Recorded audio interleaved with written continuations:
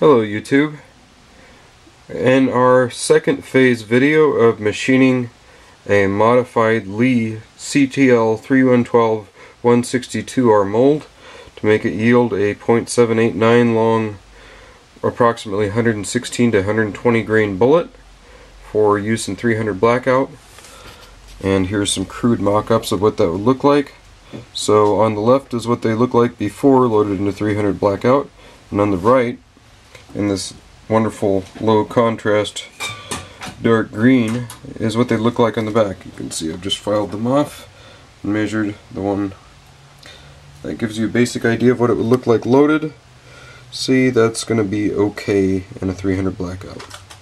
Not quite as streamlined and svelte as we would prefer, but not so pointy as to fail under load stress. It's got a relatively long cylindrical bearing surface. I'll move this aside so it's easier to see what that looks like. Okay, there you go. With the bottom tumble loop groove making a very, very slight bevel base. That should be our profile. Right now we've got it all clamped in the machine, hopefully solidly enough that nothing comes loose or breaks. Hopefully level to the table. We're going to face off probably 0.130. Make sure our surface finish looks good, give or take, and then come back and bring it down to 0.140 from this top surface here. So right now I'm going to explain my process for doing the machining on this mold. I am far from a proper machinist. You could say I'm a hobby engineer, which I hope you recognize as a derogatory term. The equipment I have is not the ideal equipment for this, but it provides far more than the necessary degree of precision.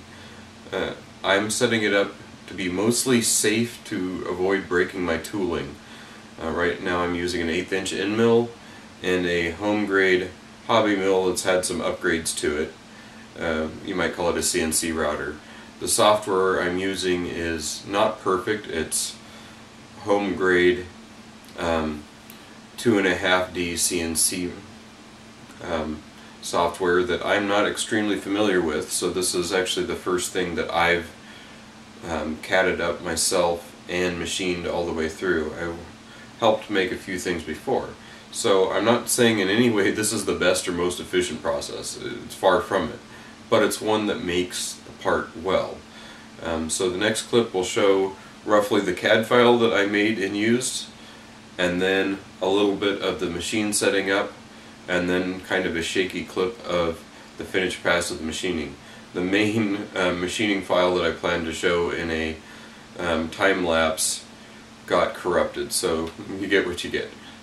So this probably doesn't show up great on camera, but we went into the free version of SolidWorks, roughed out a really complicated shape here, which you may have learned in grade school, imported it into CAMBAM, assigned it as a pocketing operation because it doesn't have a facing operation, just a little bit bigger than the surface area. And then if we flip to the other tab,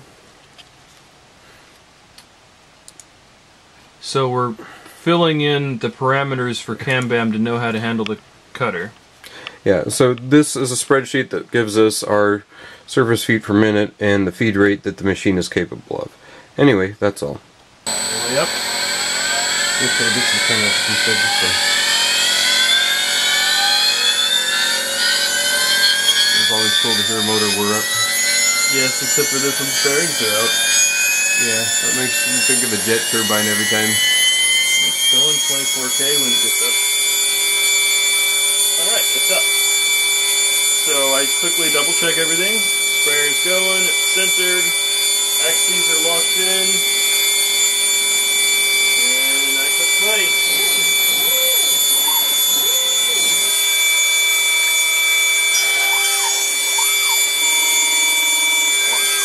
Finishing pass. Only 186 lines of code. It'll take 2 or 3 passes to finish.